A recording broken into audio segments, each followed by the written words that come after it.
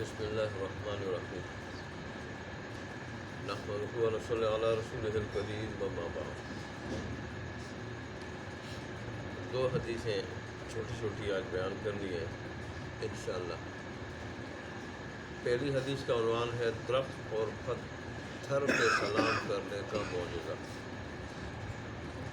وعن علی بن ابی طالب قال كنت مع النبی صلی اللہ علیہ وسلم بمکہ فخرجنا في بعض نواحيها فما استقبله جبل ولا شجر إلا وهو يقول السلام عليك يا رسول الله صلی اللہ علیہ وسلم۔ الفجر فرماتے ہیں کہ میں رسول اللہ صلی اللہ علیہ وسلم کے ساتھ مکہ میں، تو ایک مرتبہ میں رسول اللہ صلی اللہ علیہ وآلہ وسلم کے ساتھ مکہ کے کسی کنارے جانے لگا۔ ہم دونوں جا رہے تھے،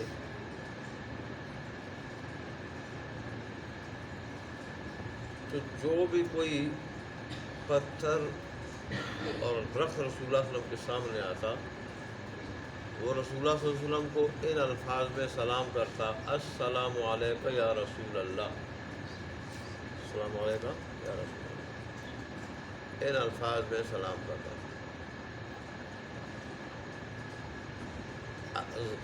حدیث کے ظاہری الفاظ تو صاف بتاتے ہیں کہ سلام صرف رسول اللہ صلی اللہ علیہ وسلم نہیں سنتے تھے، بلکہ حضرت علی رضی اللہ عنہ دونوں سنتے تھے، یہ بھی سنتے تھے ساتھ۔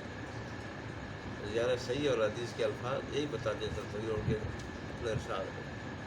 البتہ اس میں یہ بھی احتمال ہے کہ رسول اللہ صلی اللہ علیہ وسلم سنتے ہوں، تو انہوں نے آپ کو بتایا۔ یہ تو ہوگا ایک معجزہ۔ دوسرا معجزہ براق سے متعلق، وہ براق، وہ سواری جس پہ آپ پہلے مسجد حرام سے مسجد اقصی تک اور وہاں سے پھر آسمانوں کی سیر کی تھی آپ نے، تو یہ کس کی روایت ہے؟ حضرت انس رضی اللہ عنہ کی، کہ رسول اللہ صلی اللہ علیہ وسلم کو شب معراج میں جب آپ کے پاس براق لایا گیا، اس حال میں تھا کہ لگام اس کو چڑھی ہوئی تھی اور اسی طرح زین اس پہ باندھی ہوئی تھی کہ جاوا بندھا ہوا تھا اس کا زین۔ تو جب رسول اللہ صلی اللہ علیہ وسلم کے سامنے اس کو لایا گیا، رسول اللہ صلی اللہ علیہ وسلم کے بیٹھنے کے لیے وہ شوخیاں کرنے لگا، شوخیاں کرنے لگا، تو حضرت جبرائیل امین اس سے کہنے لگے، اچھا یہ شوخیاں کیوں کر رہا تھا؟ وہ رسول اللہ صلی اللہ علیہ وآلہ وسلم کو دیکھ کے اس لیے خوش شوخیاں کر رہا تھا کہ خوشی میں خوش ہو رہا تھا کہ اب رسول اللہ صلی اللہ علیہ وسلم جیسی ہستی میرے اوپر سوار ہوں گے اور مجھے اس کا شرف مجھے ملے گا، اس کا شرف مجھے حاصل ہو رہا ہے، اس کی وجہ سے خوش ہو رہا تھا، خوشی کے مارے شوخیاں کر رہا تھا، اچھل رہا تھا، کود رہا تھا۔ لیکن جانور بھی رسول اللہ صلی اللہ علیہ وسلم کا مقام سمجھتے تھے، لیکن وہ خوشی کا اچھلنا کودنا تھا۔ اور جبرائیل علیہ السلام نے یہ سمجھا کہ یہ ویسے جیسے جانور کسی وقت بسک جاتا ہے اور وہ پھر شوخی دکھاتے ہیں، شاید یہ وہ شوخی ہے۔ تو جبرائیل امین نے کہا کہ تم جانتے ہو تمہارے اوپر کون سوار ہونے والا ہے؟ تیرے اوپر وہ سوار ہونے والا ہے کہ اس سے بہترین اللہ کے نزدیک پر کوئی اور ہستی ہے ہی نہیں۔ مطلب ہے کہ اس جانور براق پہ اور بھی انبیاء سوار ہوتے رہے۔ جبرائیل السلام کہنے لگے کہ آپ پہ جتنے سوار ہوئے ہیں آج تک، ان سواروں میں یہ آج جو سوار ہو رہے ہیں اس سے اللہ کے نزدیک بہتر کوئی ہے ہی نہیں ہے۔ تو پھر شرم و حیا کی وجہ سے کہ جبرائیل امین میرے بارے میں یہ سمجھ رہے کہ شاید میں وہ کیا کہتے ہیں اس کو بدعت کر رہا ہوں، یا سرکشی جس کو کہتے ہیں سرکشی کی وجہ سے میں ایسا کر رہا ہوں، شرم و حیا کی وجہ سے وہ کیا ہو گیا، وہ پسینہ پسینہ ہو گیا، پسینہ پسینہ ہو گیا۔ یہ پسینہ پسینہ ہو گیا جو عربی کے الفاظ ہے کہ فرفض و عرقن، پسینہ پسینہ ہو گیا۔ پسینہ یہاں لکھا ہے کہ وہ اصل میں شوخی نہیں دکھا رہا تھا، وہ رسول اللہ صلی اللہ علیہ وسلم کی خوشی میں کہ میرے اوپر رسول اللہ صلی اللہ علیہ وسلم جیسے سوار ہوں گے، وہ کیا کر رہا تھا، وہ اچھل اور کود رہا تھا خوشی کے مارے۔ آگے آ رہے کہ کیا چیز رسول اللہ صلی اللہ علیہ وآلہ وسلم کی رسالت کی گواہی دی، آپ کو سلام کیا، تو اس سے پتہ چلا کہ ہمارے نبی صلی اللہ علیہ وسلم امام الانبیاء کا مقام تو جانور بھی جانتے تھے، درخت بھی جانتے تھے، پتھر بھی جانتے تھے، تب وہ سلام کرتے تھے۔ آج ہم ہیں نام کے، ہم عاشق ہیں نام کے، لیکن اصل عشق یہ ہے کہ ہم رسول اللہ صلی اللہ علیہ وسلم کی اداؤں کو، شکل و صورت کو، آپ کی سیرت کو اور آپ کی پوری زندگی کو، آپ کی پوری سنتوں کو اپنائیں، تب ہم صحیح معنوں میں عاشق ہوں گے۔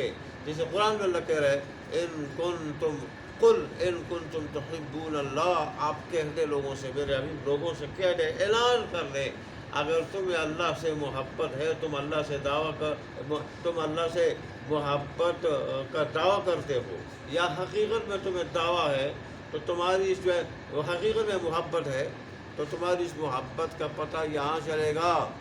اللہ کے نزدیک اللہ سے محبت کے دعوے کا معیار یہ ہے کہ اس کے حبیب کی مکمل پیروی کی جائے، مکمل پیروی کی جائے۔ یہ اللہ کے نزدیک اللہ کے حبیب کے ساتھ محبت کرنے کا معیار ہے۔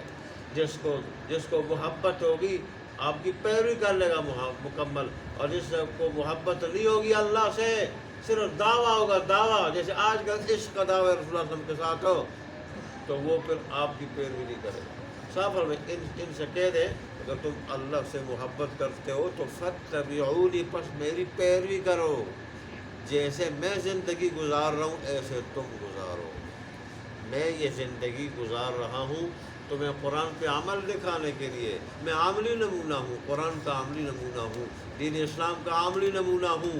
تو پھر اور قرآن نے بھی انہی الفاظ سے کہا ہے کہ جو قیامت کے دن رب کے سامنے کھڑے ہونے کا اعتقاد رکھتا ہو، ایمان رکھتا ہو کہ میں نے ادھر کھڑا ہونا ہے، حساب دینا ہے، تو پھر اس کے لیے رسول اللہ صلی اللہ علیہ وسلم کی ذات بہترین عملی نمونہ ہے۔ آپ جیسے قرآن پہ عمل کر رہے ہیں، زندگی گزار رہے ہیں، ایسے ہی زندگی گزار رہے ہیں، گھر کے اندر، گھر کے باہر، معاملات بھی، لین دین بھی، اخلاق بھی، ہر چیز، شادی اور غمی، ہر چیز جیسے رسول اللہ صلی اللہ علیہ وسلم نے کی ہے ایسے کرنے والے والے۔ اس کو کہتے ہیں پیروی کرنا، اس کو کہتے ہیں اتباع عربی میں۔ تو پھر کیا ہو جائے گا؟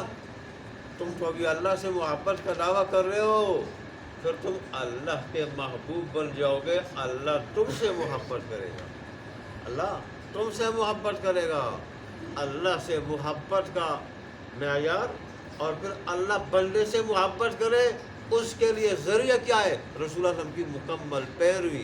آج ہم نے پیروی چھوڑ دی ہے اور مفت میں ہم عاشق رسول ہے۔ ہمارے حال پہ اللہ تبارک و تعالیٰ رحم فرمائے۔ ایسا نبی اللہ نے دیا، اس کی نبوت کی گواہی کسی نے نہیں دی، درختوں نے، پتھروں نے، پہاڑوں نے، جانوروں نے، ریت کے ذرات نے، سنگریزوں نے، ہر چیز نے اللہ کے حبیب کی رسالت نبوت کی گواہی دی۔ جیسے آگے آ رہا ہے کہ جانور رسول اللہ صلی اللہ علیہ وسلم سے مالکوں کے شکایت کیا کرتے تھے، کہ چارہ کم دیتے ہیں اور کام زیادہ لیتے ہیں۔ آگے ان کا واقعہ بھی آ رہا ہے۔ اللہ ہمیں قدر کرنے کی توفیق عطا فرمائے۔ اور یاد رکھنا، جس حالت میں آدمی مرے گا اسی حالت میں اٹھایا جائے گا، شکل و صورت کے ساتھ بھی، لباس کے ساتھ بھی، عمل کے ساتھ بھی، اسی حالت میں اٹھایا جائے گا۔ کل کئی اللہ کا حبیب حوض کوثر پہ یہ نہ کہہ دے منہ موڑ کے کہ تجھے میرا چہرہ گوارا نہیں تھا، تجھے میرا لباس گوارا نہیں تھا، تجھے میری سنت گوارا نہیں تھی، ہر چیز میں یہاں تک کہ چہرے میں ایک ظاہری علامت تھی اس کی، تیرے مسلمان ہونے کی، عاشق رسول ہونے کی، محمد عربی کے غلام ہونے کی ایک ظاہری علامت تھی، تجھے وہ گوارا نہیں تھی، تو نے ہنود یہود کی عیسائیوں کی شکلیں اپنانی تھی، مجوسوں کی وہ گوارا تھی، میری نہیں گوارا تھی، چل دفع ہو جا، میں تجھے نہیں جانتا، میں تجھے آب کوثر بھی نہیں دیتا، تیری سفارش بھی نہیں کرتا، پھر وہاں ہمارا کیا حال ہوگا، اللہ ہمارے حال پہ رحم فرمائے، اور ہمیں اللہ اس دین کی، رسول اللہ کی سنتوں کی آپ کی زندگی کی قدر کرنے کی اور اس کو اپنانے کی توفیق عطا فرمائے۔ وآخر دعوانا الحمدللہ رب العالمین۔